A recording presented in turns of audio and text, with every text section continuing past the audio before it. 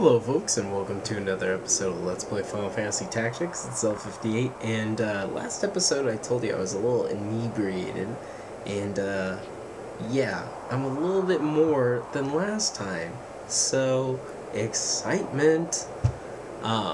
So last episode we left off, we finally killed Algus.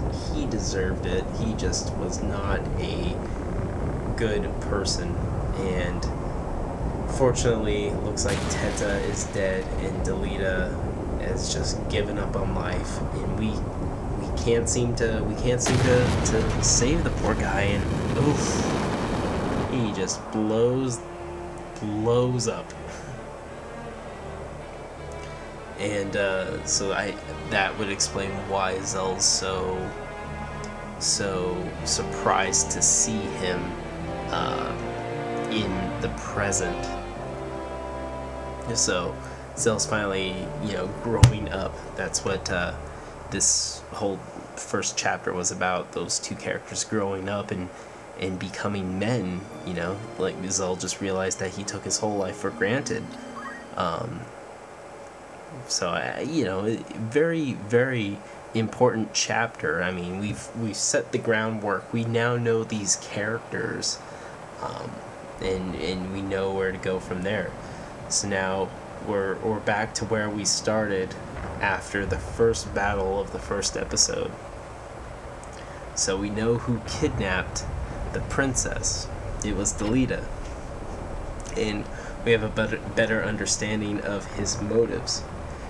Well, for the most part, you would think somebody like that, he would just be hell-bent on revenge, kill the Bevels, kill Zalbag and Dystar, and maybe even, Zell.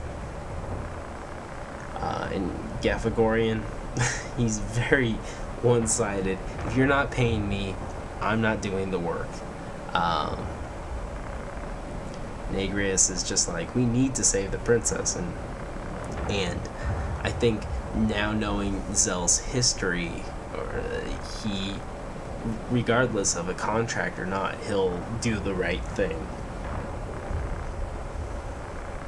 And then Simon looks like a baby with a beard. He looks like both Father Time and the newborn New Year's baby. And just shut up, man. Yeah, we need to find out what the hell is going on in this crazy mixed up world of ours. And if you're not with us, then you're against us. So does that mean you're joining us, or are you leaving? Well, we'll find out in a sec. So, starting chapter 2, the Manipulator and the Subservient. And at the beginning of this chapter, you have the choice to recruit the three characters, Rad, Leviathan, and Alicia, if I'm not mistaken. Yeah. I just say recruit them. I'm just going to boot them right out because they are not subscribers to this Let's Play, and they do not deserve the limelight. But by recruiting them, at least you're getting their equipment.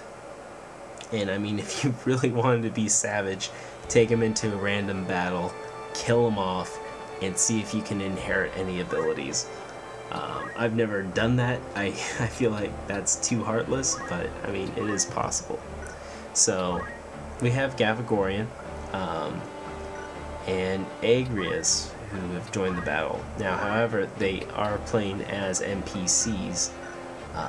So, my opinion, take off their equipment, set them to different, or give that to your party that will stay with you.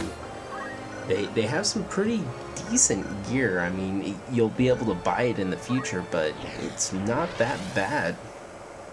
But let me show them off to you. I really wish that there was a class in the original that allows you to use Gafagorian's abilities or Agrias's for any character, because they have amazing abilities. Night Sword in itself is just awesome. It's amazing. I don't know why the developers allowed that in the game. It just is too good. And okay, so moving into the next city, we find a knight talking to a mercenary about, you know, killing people. You know, who could he be talking about? And then, you know, blackmailing this mercenary, not even haggling, he's just blackmailing him. He's like, I'll make you a heretic if you don't agree with my my fee, or, you know, what I'm willing to pay you per kill.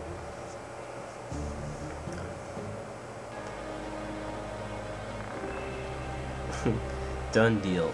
That thief, he might be a thief, but he's a horrible negotiator. He is definitely not Samuel L. Jackson in The Negotiator.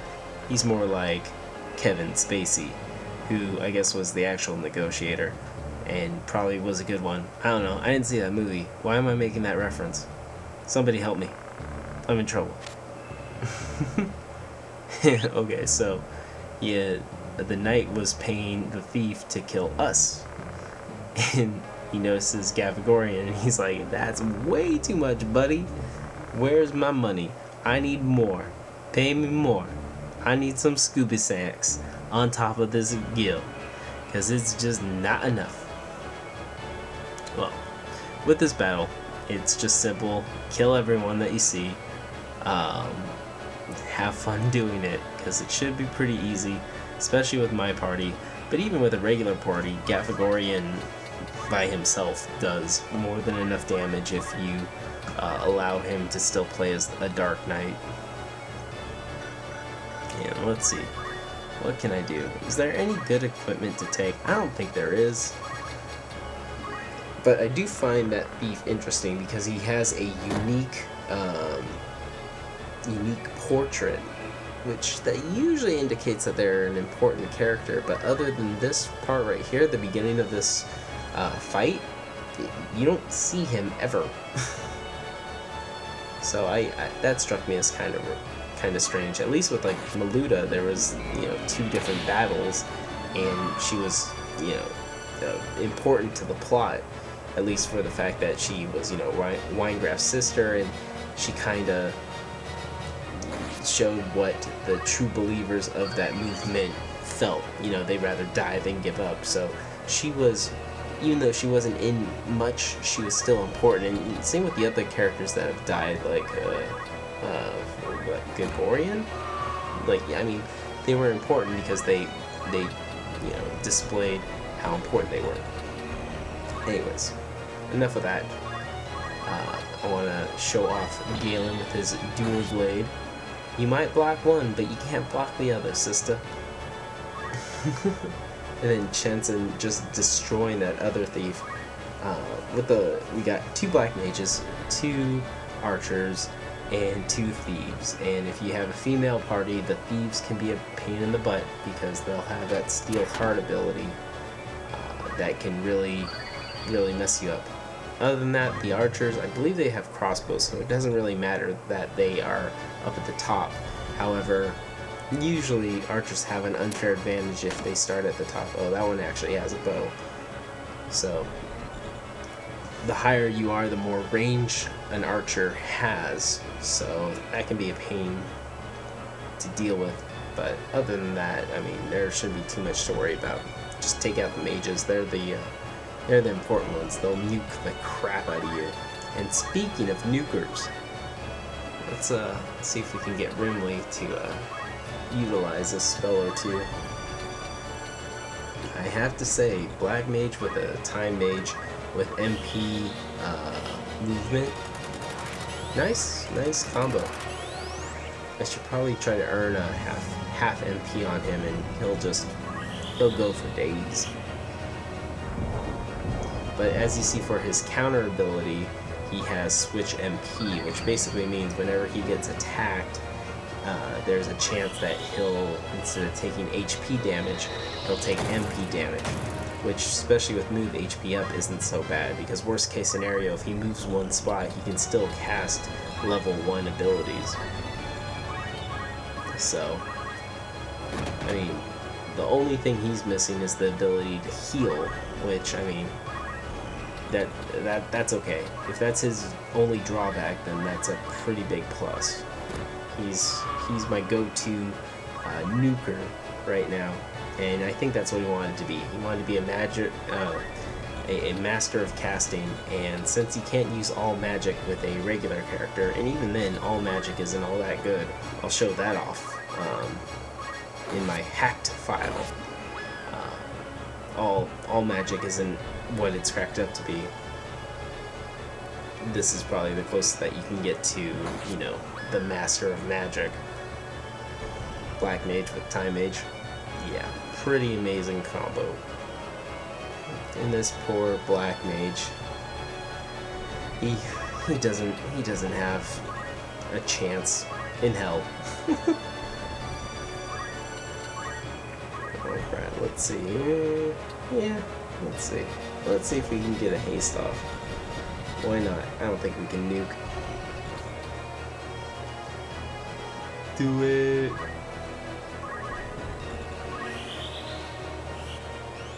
I have to say, Yell is an amazing ability, but so is Haste.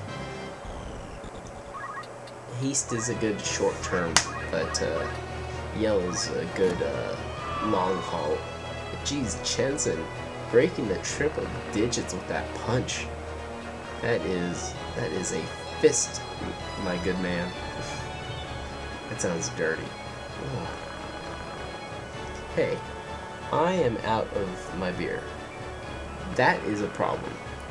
I need to get more alcohol before I do the next Let's Play. Maybe that's not a good idea, but maybe it's a great idea. Alright, and with that, the battle is finished. We crushed them. And with that, I'm going to end this episode because I need to get another blue moon before I go crazy. So until then, this is L58 saying thank you for watching. Please rate, comment, appreciate. Thank you so much for watching, and I will see you later.